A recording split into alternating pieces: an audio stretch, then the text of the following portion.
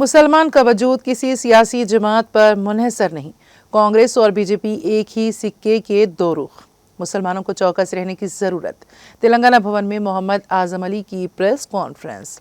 Senior BRS कायद मोहम्मद आजम अली ने मुसलमानों के ताल्लुक से चीफ मिनिस्टर रेवंत रेड्डी के रिमार्क्स पर शदीद तनकीद की और कहा कि चीफ मिनिस्टर का ये कहना कि कांग्रेस से मुसलमान हैं तो ये चीफ मिनिस्टर की खाम ख्याली है, क्योंकि मुसलमानों की 1500 साल तारीख है, जबकि कांग्रेस पार्टी तकरीबन 150 साल कदीम है। वो तेलंगाना भवन में प्रेस कॉन्फ्रेंस से खिताब कर रहे थे। मोहम्मद आजम अली ने कहा कि अगर कांग्रेस के दौरे हुकूमत में मुसलमान महफूज होते तो निजामाबाद में रियाज का एनकाउंटर कैसे हुआ, तेलंगाना के ज़िले आसिफाबाद के जैनूर में फसाद हुआ और सैकड़ों मुसलमानों की दुकानात को लूटा गया और आग की नज़र कर दिया गया। क्या ये सब चीज़ें रेवंत रेड्डी को नज़र नहीं आती?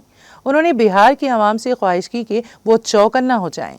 चीफ मिनिस्टर तेलंगाना का ये बयान कि कांग्रेस है तो मुसलमान हैं, कांग्रेस है तो आपकी इज्जत है और कांग्रेस नहीं है तो आप कुछ भी नहीं है, इंतहाई काबिल एतराज़ हैं। उन्होंने कहा कि अब वक्त आ चुका है कि कांग्रेस को मुनासिब सबक सिखाया जाए, वोट के जरिए कांग्रेस को शिकस्त दी जाए। मोहम्मद आजम अली ने उलमा और मशाइखीन से अदबन गुजारिश की है कि वो रेवंत रेड्डी के इस बयान का नोट लें।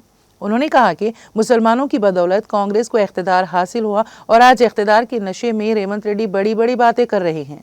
सीनियर बीआरएस कायद मोहम्मद आजम अली ने आइमा और मौज़नीन से ख्वाहिश की है कि वो रेवंत रेड्डी को मुनासिब सबक सिखाएं।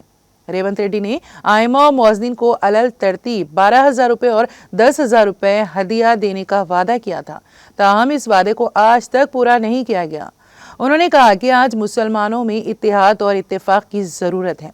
मुसलमानों को ये बताने की ज़रूरत है कि मुसलमान का वजूद किसी जमात पर मुनहसर नहीं होता, बल्कि मुल्क में हर जमात मुसलमानों के वोटों के बदौलत ही इख्तिदार पर फायज होती है।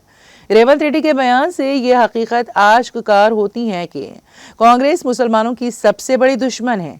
कांग्रेस ने मुसलमानों के लिए कुछ नहीं किया, ताहम आज चीफ मिनिस्टर मुसलमानों की इज्जत और वजूद को कांग्रेस से मंसूब कर रहे हैं। जबकि अगर हम तेलंगाना का जायजा लेते हैं तो यहाँ कांग्रेस की हुकूमत में कब्रिस्तानों को मिसमार किया जा रहा है, हमारे छिल्लों को शहीद किया जा रहा है। हम इन चीज़ों को कैसे भूल सकते हैं? आज जुबली हिल्स के इंतखाब को नज़र में रखते हुए कांग्रेस पार्टी मुसलमानों से झूठी हमदर्दी दिखा रही है। अगर कांग्रेस पार्टी को मुसलमानों के जज्बात और एहसासात का पासो लिहाज होता तो हुजूर अकरम सल्लल्लाहु अलैहि वसल्लम की शान अक़दस में गुस्ताखी करने वाले राजा सिंह के खिलाफ फिलफोर कार्रवाई की जाती। कांग्रेस हुकूमत ने राजा सिंह के खिलाफ आज तक कोई कार्रवाई नहीं की। दूसरी तरफ तेलंगाना में जब बीआरएस पार्टी बरसर इख्तिदार थी तब केसीआर की हुकूमत में राजा सिंह के खिलाफ सख्त कार्रवाई की गई थी और राजा सिंह को पीडी एक्ट के तहत गिरफ्तार किया गया था। कांग्रेस के दौरे हुकूमत में राजा सिंह की हिम्मत इसलिए बढ़ गई है कि कांग्रेस और बीजेपी में साजबाज हैं। कांग्रेस और बीजेपी एक ही सिक्के के दो रुख हैं।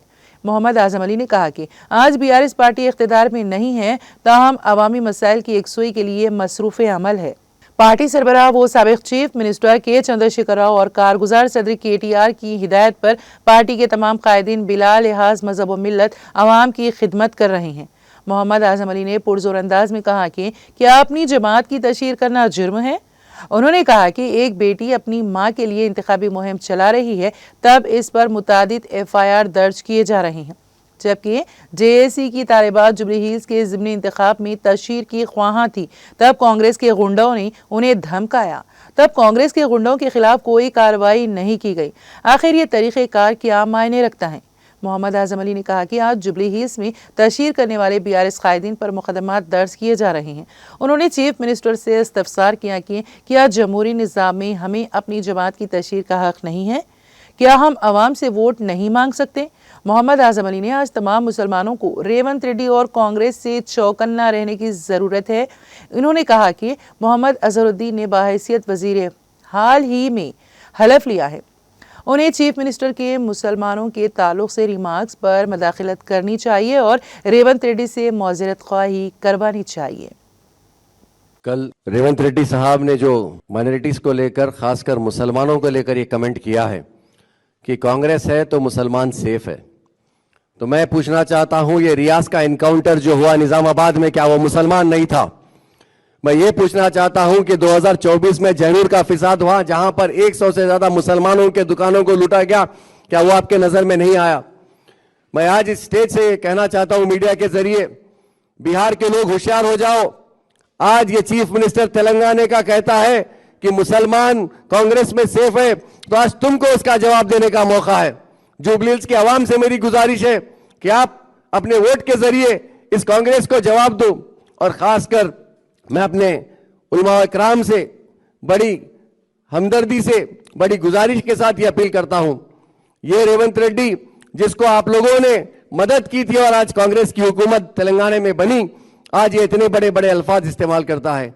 मैं हमारे इमाम और मौजम से गुजारिश करता हूं, यही रेवंत रेड्डी जिसने 12,000 रुपए इमाम और 10,000 रुपए मौजम को देने का वादा किया था, जिसने अपने वादे पे पूरा नहीं उतरा, वो रेवंत रेड्डी को आज हमको सबक सिखाने की जरूरत है। मुसलमान के इत्तेहाद की जरूरत है। मुसलमानों को बताने की जरूरत है कि मुसलमान किसी जमात से नहीं है, बल्कि मुसलमान से ही हर जमात यहां पर जो है ना वोट लेकर इख्तिदार में आती है। और आज हिंदुस्तान के मुसलमान ये सब सुनकर उनको इस बात का पता चल चुका है कि कांग्रेस मुसलमानों की सबसे बड़ी दुश्मन है, जो बिना कुछ किए आज मुसलमानों को यह बताना चाह रही है कि मुसलमान जो है ना कांग्रेस की वजह से महफूज है। आज हम जहां जहां तेलंगाना में देखते हैं कब्रस्तानों को मिसमार किया जा रहा है, हमारे चिल्लों को मिसमार किया जा रहा है, ये कांग्रेस के दौरे हुकूमत में है। क्या हम ये भूल जाएं?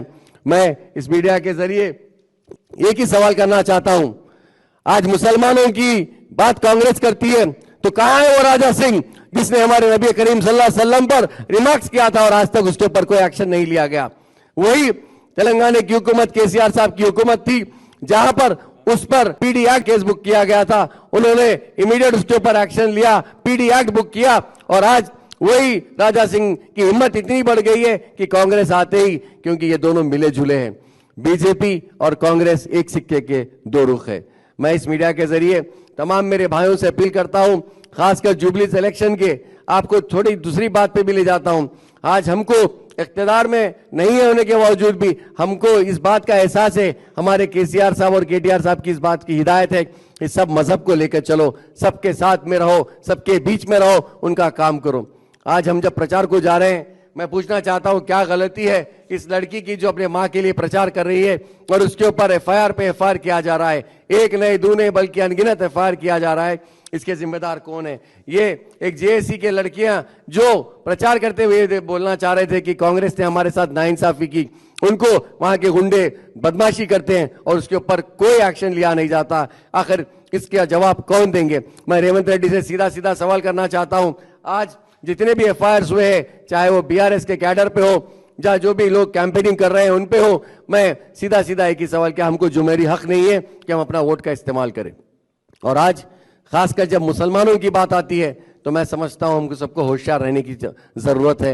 और खासकर अजहरुद्दीन साहब, आप रिसेंटली हलफ लिए, लिहाजा आप फौरी आवाम के बीच में आइए, रेवंत रेड्डी से माफी मंगवाइए, ताकि हम मुसलमानों के जज्बात को कोई ठेस ना पहुंचे। शुक्रिया, खुदा हाफिज।